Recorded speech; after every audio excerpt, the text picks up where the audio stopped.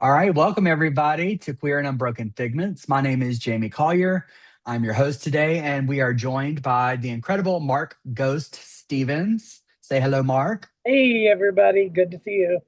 Mark is the author of the brand new book, The Last Club Kid. It is an outstanding read. I'm going to tell you, we're going to talk all about the club scene, and we're going to talk to Mark today about his inspiration for the book. But before we get started, I did want to just tell you, Mark, thank you so much for sending me a copy of the book. I really enjoyed the read. The way that you talk about the people in this book is so relatable. It makes them feel real to life, and you can sense the importance of these relationships that you had with these folks. And I just really appreciate you sharing that not only with the broader world, but also with me as well. I appreciate that. Yeah, you are one of the first to actually hold a physical copy. Queer and Unbroken and Queer Lit in the UK were the first two to receive physical copies. So I'm very happy that you are able to, get that advanced copy and take a look at it. Thank you so much. I guess we can get started by just kind of talking about, what exactly was the club scene and when was that time period? Yeah, for me, and I start out in the book talking about being 16. And the reason that I got a fake ID was because I wanted to work at the Six Flags equivalent here in Houston, which is long shuttered now. They closed back in 2003. I think someone can check my dates on that, but Astroworld is no more. I wanted to work there, and you had to be 18. So my dad, being the connected person that he was in Houston, he got me a fake ID that was, back then, passable. It was a real ID actually, but it was a fake. And I didn't realize that that would also get me into nightclubs, but my friend Cheryl did. So she, since I had the car because I had worked hard through, my the summer getting the money to buy a car, so I bought my own car and we loaded up in my 1987 Chevy Citation and headed downtown. She knew the way, and I had the idea, and it got me into heaven, which is now. And I talk about there's so many ironic situations in the book, but I that club is now called South Beach. And so yeah, and I want to get into that and kind of the irony of while I was gone in South Beach, Florida, as a promoter and working in the club scene in Florida, heaven burns down, and that was around 96. So you're talking about for the book 86 to 96 and then to 2000, 2001. Excellent. And the club kid scene, we've all heard of Party Monster and, we've heard of James St. James, but just kind of give us a brief overview. And you talk extensively in the book about it, but maybe you could give us just a brief overview of what the club scene was, or the club kid scene was, and what it really meant to you, being from Texas, especially in a small town. Yeah, and for me, the way that it came about, I had been from the time of, I guess it was around 89 actually, was the time that I first ventured to the Montrose area.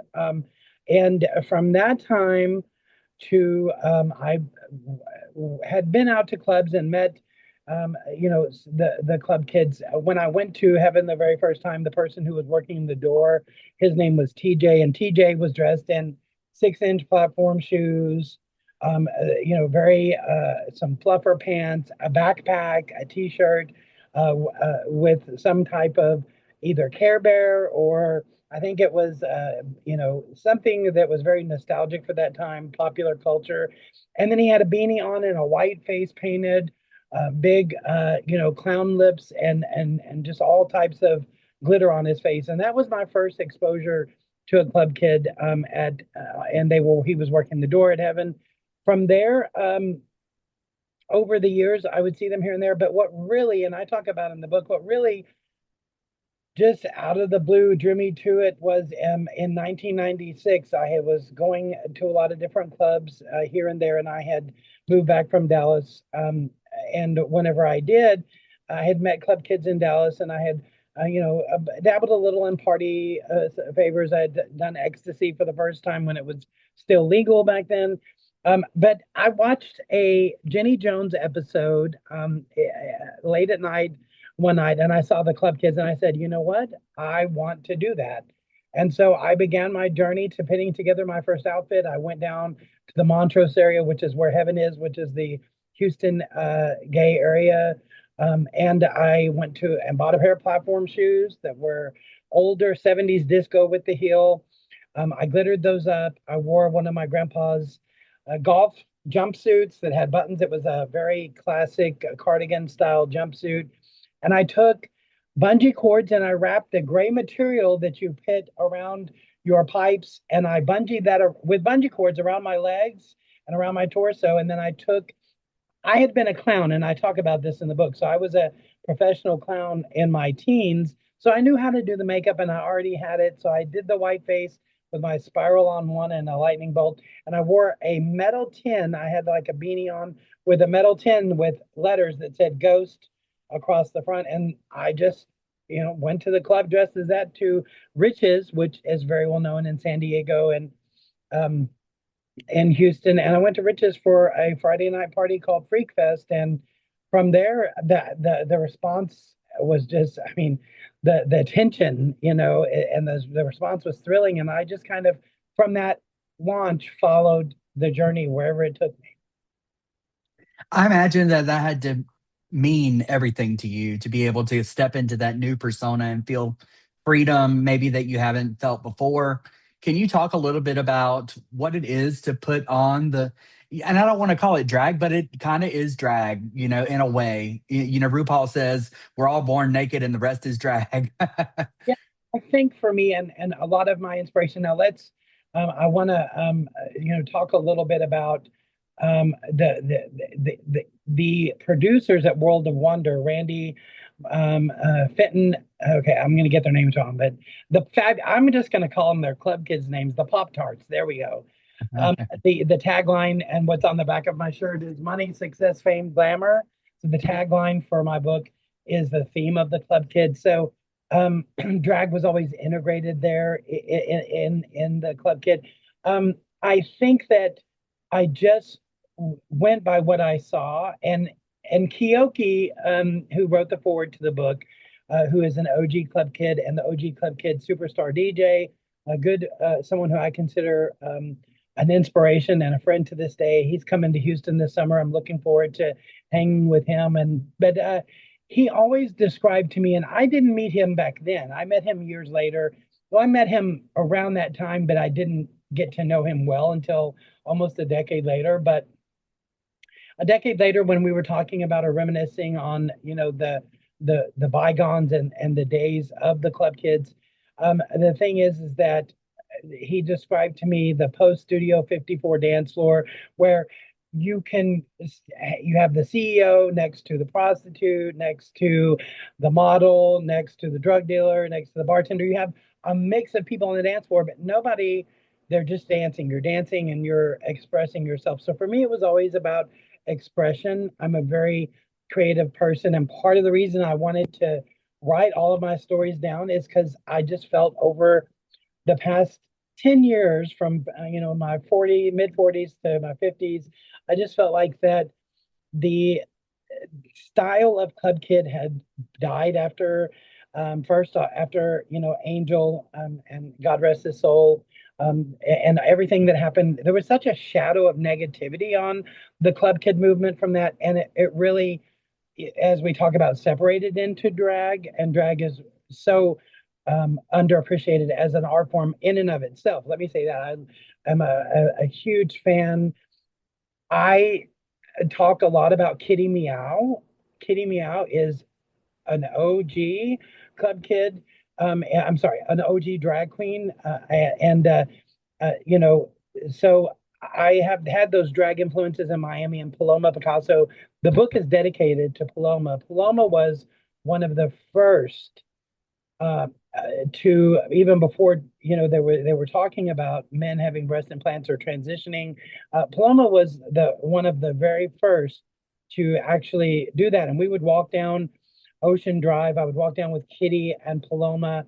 And I'm jumping forward a little there, so I'll get back to and frame the question a little more. But my influence was just about what I felt like, exploring. I was a clown before, and so when I would go to parties and things, I would always seek to cheer people up, to make people laugh, and so I just tried to embody that.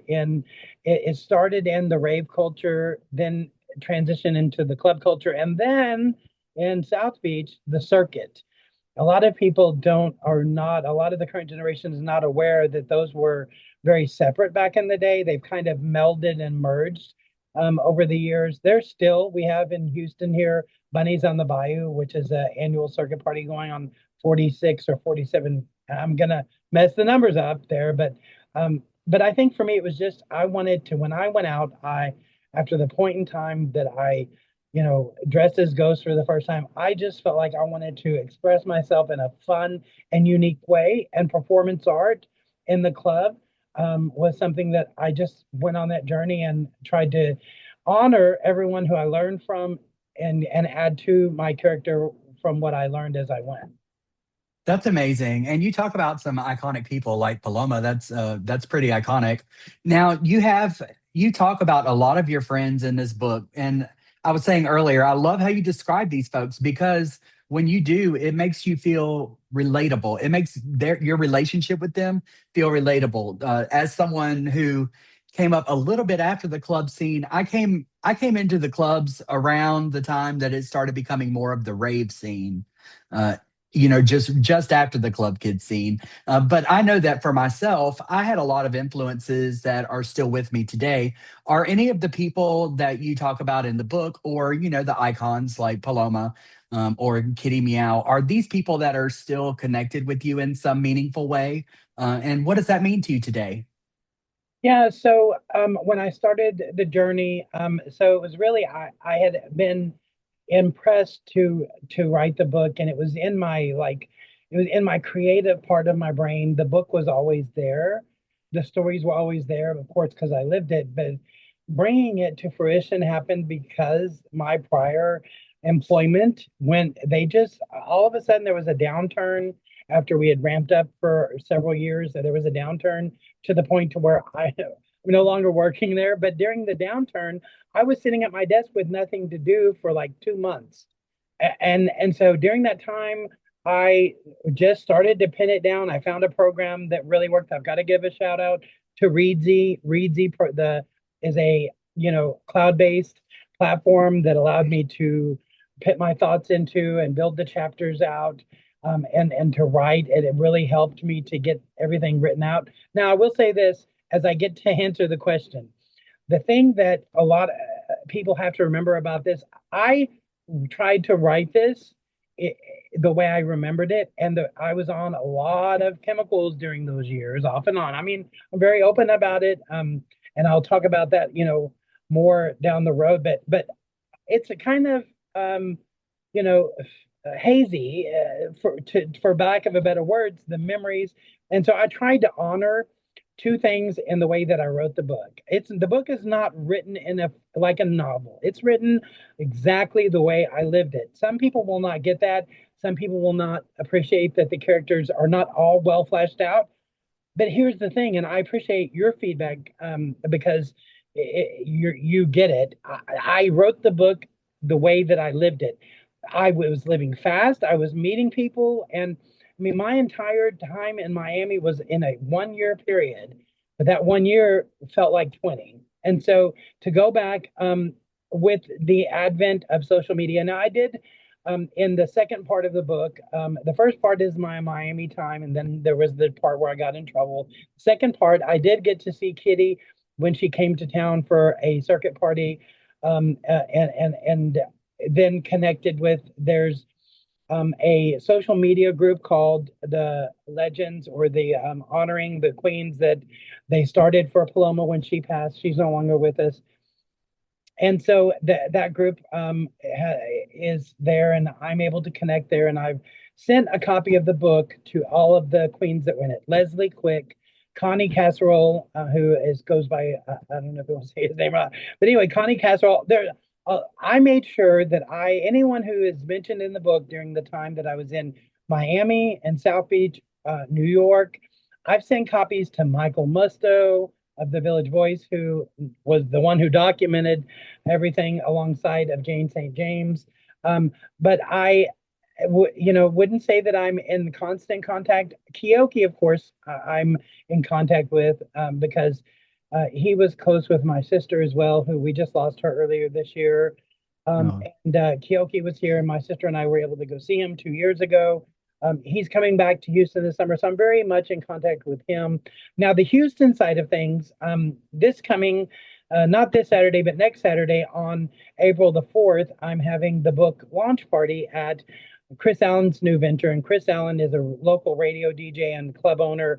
And Chris is the one that famously in the book, under the chapter called Rehab, when I was first throwing parties again after I had moved back to Houston from Miami, that sat across the desk and told me, he said, "You know what, kid, you could be the Michael Alec of Houston without the murder, of course." So, so Chris, so I'm having that book launch party, and I'm hoping that, the Houston people who are here will be able to make it to that. On a side note, I do plan on making a book tour. I have a niece that lives with her wife in Fort Walton Beach, Florida, in the Niceville area. So I do plan on making a book tour sometime this summer in June in Florida to do some book signings and things. And I'm hoping to reconnect with now Miami is still, South Beach is still, Twist is still open. I talk about Twist in the book. And but I do plan on trying to make some a tour of Florida to do some book signings. And but the Daisy Dead Petals, who is in the book, is still going strong. And I believe a lot of the drag and a lot of the gay culture that was once the foundation of South Beach now call let's see, Wilton Manors. They call Wilton mhm. Manors home. And so that's, yeah. So I'm in contact with them through that social media group. And Elaine Lancaster, also a Texan who is still in the South Beach area. Um, you know, I definitely want to hope that I've done justice in the stories in the book to them, but definitely I'm excited to make a tour and be able to sign and gift copies. I made sure I sent a copy, a digital copy. Anyone who's mentioned in the book received a digital ARC. Oh, that's fantastic. I know that they got to be appreciative too. I mean, I thought you did a fantastic job laying out the characters in the book. You were talking about how the cloud-based application helped you write the chapters. I like how your chapters are separated with you've got the little asterisks that separate them by figments of the chapter, and it makes it so digestible and an easy read. So bravo for that, honestly. You were talking about South Beach, and I believe I remember you had gone to the white party. Is that correct? Yeah. So, and this is it can be confusing in my book because, and I think this is a good time to explain the Heaven, Houston, South Beach, Houston, and South Beach, Miami connection there. So, while I was venturing out into the club scene, and when I met the group that were promoters and in the nightclub scene that said, "Hey, you need to come to Miami with us. They will love you there." So I want to set up what happened. I and this is one of those other ironic situations, and uh, hindsight is 2020. But my bartender, who I talk about, the twins Andy and Randy, my bartender at the Club Heaven, wore these very expensive Versace shirts when Versace was just at his peak. This is before he was murdered by Andrew Cunanan. And so during this time frame, I was transitioning from being a raver to being a club kid. And I met a group that were promoting in Miami, that were opening a club in Houston called the Spy Club.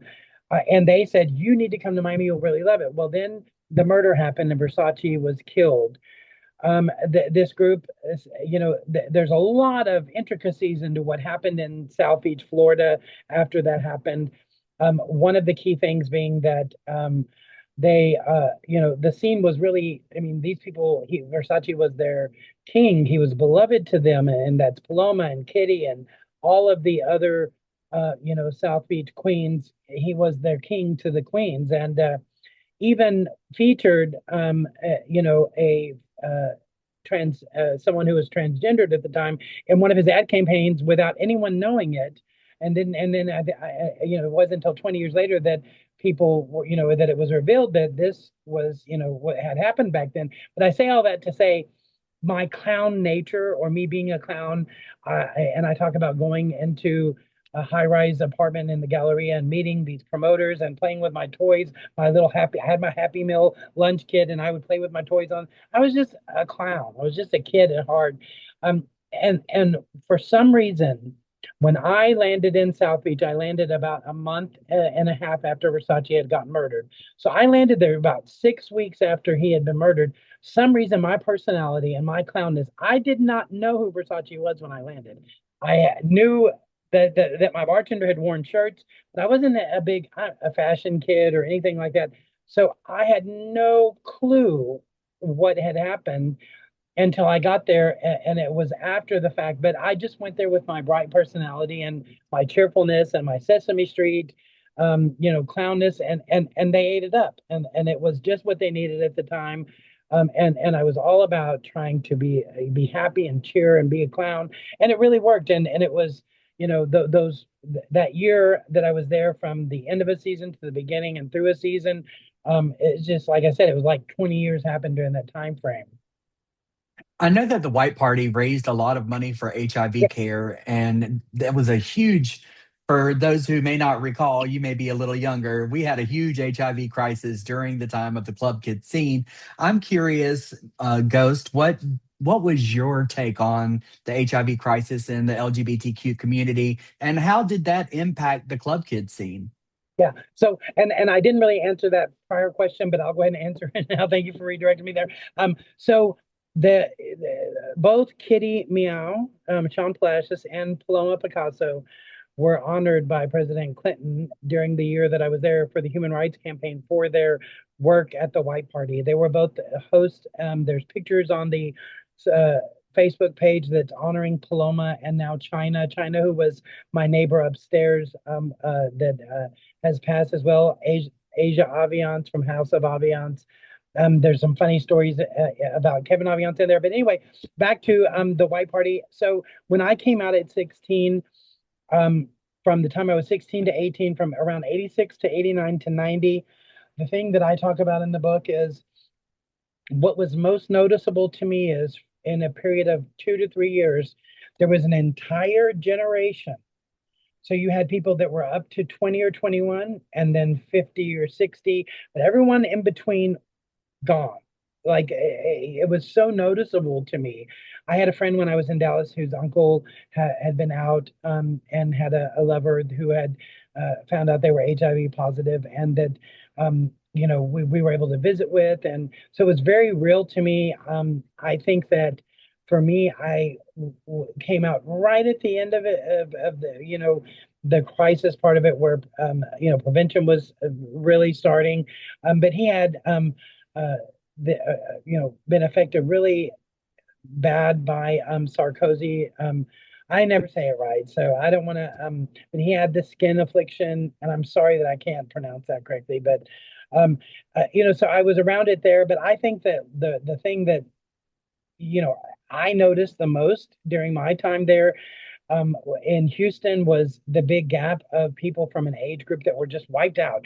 The only way to describe HIV and AIDS from the 80s to 90s is an entire generation of gay men were wiped out. Now, by the time I made it to Miami, the one thing that I mentioned in the book about Kitty Meow is that, the drag queens, drag mothers were very much on the prevention side. I remember Kitty dragged a muscle boy out of the bathroom once because the muscle boy was trying to approach a twink without protection. And so Kitty was dragging, and this was at the Warsaw Ballroom. I don't talk about this as much, in I think, in detail in the book, but I want to give honor because Kitty, these drag queens, they were very serious, and that's why they were honored. They were taken to Washington, D.C., both Kitty and Paloma, and given awards by the Human Rights Campaign. And this is back, we went from, and gay rights back then were as much about our lives and living and fighting for healthcare as it was about just fighting to be able to hold your boyfriend's hand walking down the sidewalk. When did you start to kind of sense that the scene was shifting or starting to get come to a close? I think that you know the club kid scene it was already. I think again, here's the ironic point. It was already closed when I started, so that's why I came Mm. up with the name, The Last Club Kid. The reason I by no means claim to be the last club kid. I just chose that because that's the way I felt about things. Look, that night in '96 when I dressed up, Michael had already, it was already, things in New York were already, Gation had gone to court. Things were already, coming to a close. I, again, was just kind of like, not aware of that. So I was just doing my own thing. But I think that, um, Houston is a few years behind. I remember when I was in South Beach in Miami, I thought, wow, this place is so like 10 years ahead of Houston. So Houston was a little behind. So when I did come back and launch Ghost in 2000, 2001, 2002, and at the height of my career in Houston, um, I I remember when I went back out in 2000 after having my time away, my vacation, as it will, that it was more of raves or parties in nightclubs.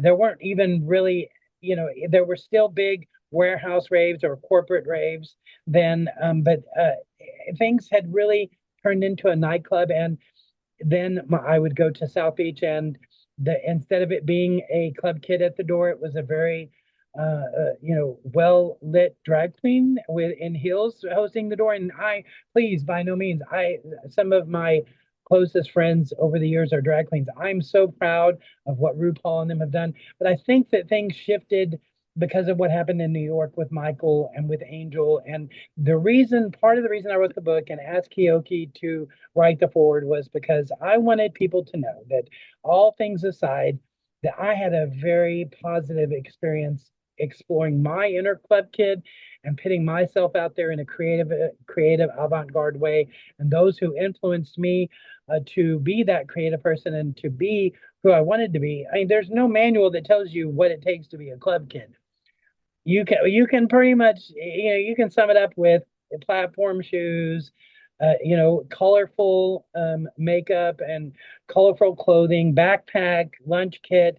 You can there's a lot of you know moving parts that are that. But I want to say that the thing for me is I did dress up in drag once in Dallas, Samantha Cox. That was never really, I just didn't identify with that. What I did identify with was Lucky Charms, let's see, Green Lantern. I identify with Big Bird, and that's one of the outfits that I discuss in the book. Unfortunately, there's not we didn't have cell phones in our pockets back then. There's not a lot of pictures of it, but I think that I knew when I got back in Houston around 2000 that, and again, late to the party, but I realized that movement was not the same anymore. It was definitely transitioned into more of the drag movement, and they still honor the club kid style. Many drag performers honor that in by doing avant-garde characters and performance art. And so I think it's still there. It's just has really transitioned into a part of the drag culture, and that's totally okay. Excellent. I feel the same way. You can just see things change and evolve over time. And the bigger drag community, like as I've seen it from my little purview here in Florida, does seem to embody a lot of those, the club kid vibe and aesthetic, especially some of these queens when they're out of drag, they're still in drag because they look Yeah, like club kids. yes, Um, yes. I would, I would just ask, what would Ghost say to Baby Ghost before he became Ghost? Oh, at this point in my life, and I've gone on, I now have a master's degree in counseling, I've taught college. I'm teaching currently. I teach for University of the People, which is an online university for people who cannot afford traditional college. And so I where I am in life, is I wouldn't change a thing about it. I would, I certainly have learned enough. God, at 53, and I just turned 53 the week before the book came out. At 53, I'm so much. I am able to process things so much better now with a clear mind. Being sober, I've been sober 5 times, 5 years. This round, I've relapsed twice during my sobriety over the years, maybe 3 times. But I think the clarity that comes from this writing the book has been an outlet for me. So I would say to young baby ghost to stay the course. That eventually you're going to get to the point where you'll be able to look back on all this and perhaps offer some advice to the next generation. To be able to encourage them to find their inner club kid and whatever it is they do, and not to not wait for someone else to tell you it's okay to do something. Here's the thing: I didn't ask anyone permission to get dressed up as Ghost and go out and be him. I just did it. They often say when you're seeking a job or employment or something, or if you want that promotion, you don't wait to interview for it or ask it. You go ahead and do it, and then you are it. And so that's completely sums up my evolution into a club kid in a nutshell. I just did it. And that's what life is sometimes, right? When you want the opportunity, you just have to make the leap and damn what anybody else thinks about it. You have to let it brush it off. I'm just curious at this point because you have gone through a lot. You talk about a little about addiction, you talk about the scene and what it meant to you and how it was coming from your small town. Now at your age, looking back, thinking about the HIV crisis, the club kid scene, what does queer resilience mean to you now?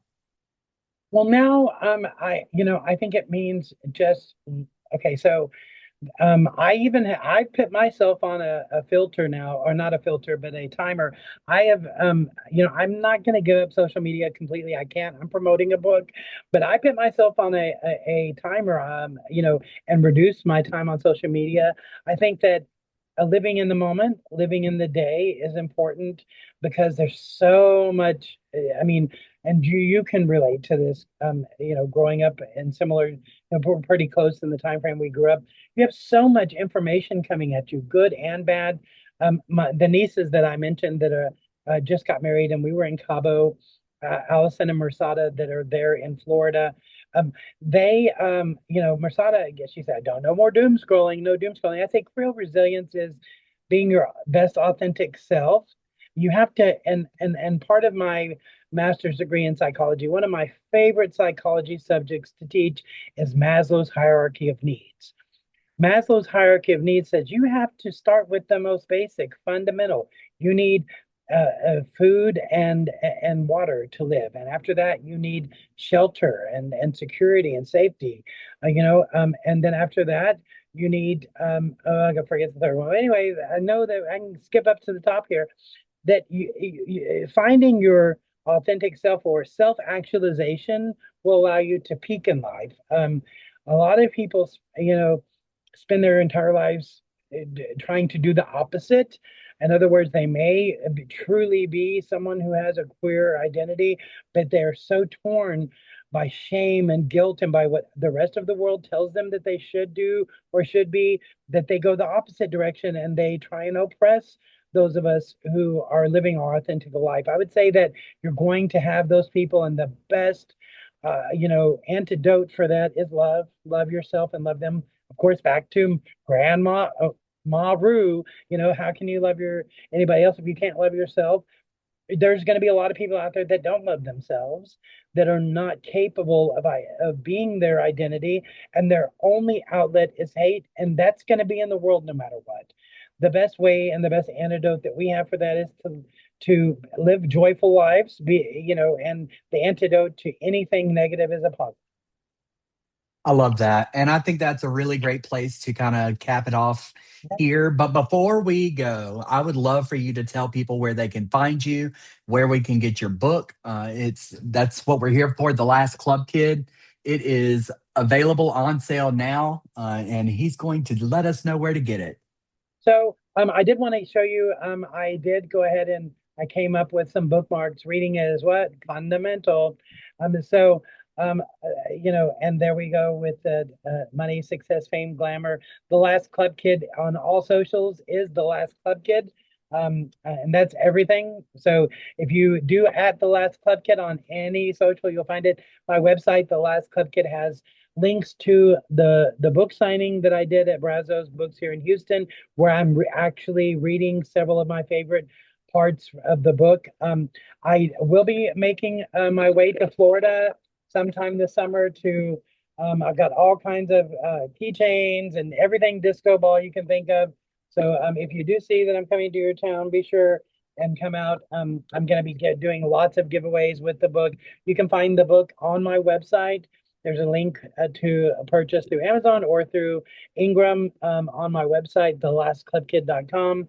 And then there's pictures of me. So I do want to close on my part with this. Because there's not a lot of pictures, I don't have any pictures of me dressed up.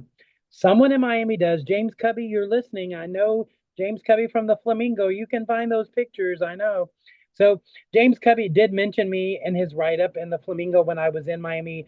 Ghost of Austin, Texas fame in several articles that are there. But there are not a lot of pictures from back in the day. We just didn't have cell phones in our pocket. But there's on my website, thelastcupkid.com, there's a picture of me as a TV reporter when I was 12 for Channel 2 with me in front of the camera at the monument. There's pictures of Donut the Clown, me dressed up as the clown, and then some of the flyers from the different parties that I threw. So everything is on socials for The Last Club Kid. I did want to say that also, uh, a shout out to Kiyoki. Thank you for writing the forward to the book. It was fantastic. And it was so wonderful having you today. Thank you. Thank you so much for joining us, Mark. Everyone at home who's watching and listening, thank you so much for tuning in today. This has been Queer and Unbroken Figments, wishing you all the best. Thank you so much.